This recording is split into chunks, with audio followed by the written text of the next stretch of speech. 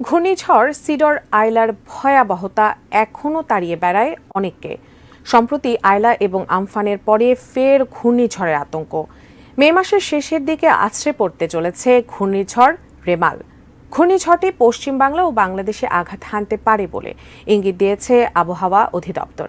বাংলাদেশের কোন কোন এলাকায় আঘাত হানবে রেমেল জানাচ্ছেন সহকর্মী মোহাম্মদ সোহাগ বিশ্বাস। বঙ্গোপসাগর তো বটেই, আরব সাগরেও একটি নিম্নচাপ তৈরির সম্ভাবনা রয়েছে। আগামী ২২ মে নাগাদ আরব সাগর এবং ২৩ মে নাগাদ বঙ্গোপসাগরে নিম্নচাপ তৈরি হতে পারে। কারণ নিম্নচাপের শক্তি বৃদ্ধির জন্য যে শর্তগুলো রয়েছে তার মধ্যে বেশ অনেক শর্তই অনুকূলে রয়েছে বলে জানিয়েছে আবহাওয়াবিদরা। আবহাওয়া অফিস জানিয়েছে, ঘূর্ণিঝড় তৈরির জন্য যেমন সাগরের পানির তলার তাপমাত্রা ২৬.৫ ডিগ্রি সেলসিয়াস হতে হয়, কমপক্ষে ৫০ মিটার গভীরতা অবধি এই তাপমাত্রা থাকতে হয়। বর্তমানে বঙ্গোপসাগরে একেবারে এই ধরনের তাপমাত্রাই বিরাজ করছে। আগামী ২৪ মের পর থেকে তা গভীর নিম্নচাপের আকার ধারণ করতে পারে।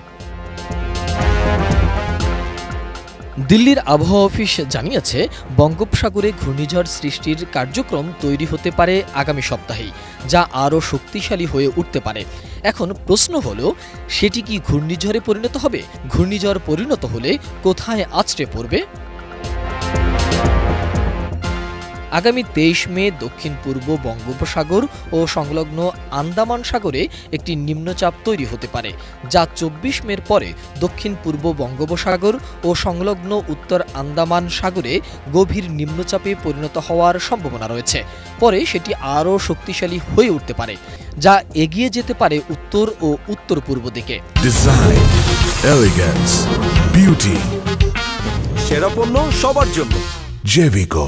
বিশেষজ্ঞরা মনে করছেন যে শেষ পর্যন্ত সেটির সম্ভাব্য গন্তব্য হবে মায়ানমার এবং সংলগ্ন বাংলাদেশ, যা পশ্চিমবঙ্গ থেকে অনেকটাই দূরে। ফলে পশ্চিমবঙ্গের উপর ঘূর্ণিঝড়ের তেমন কোনো প্রভাব পড়বে না বলেও মনে করছেন বিশেষজ্ঞরা।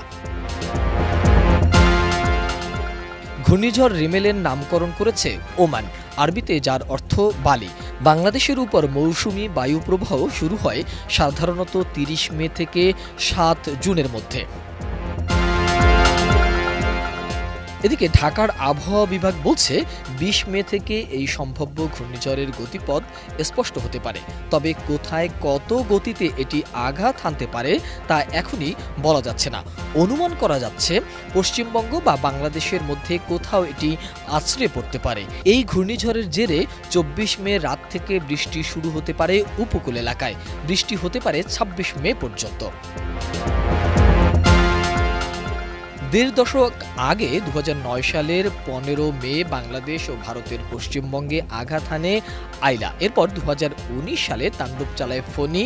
এছাড়া ২০২০ সালের ১৩ মে আছড়ে পড়ে ঘূর্ণিঝড় আমফান। আর ২০২১ সালের ২৬ মে ইয়াস আঘাত হানে। মোহাম্মদ সোহাগ বিশ্বাস, এটিএন নিউজ, ঢাকা।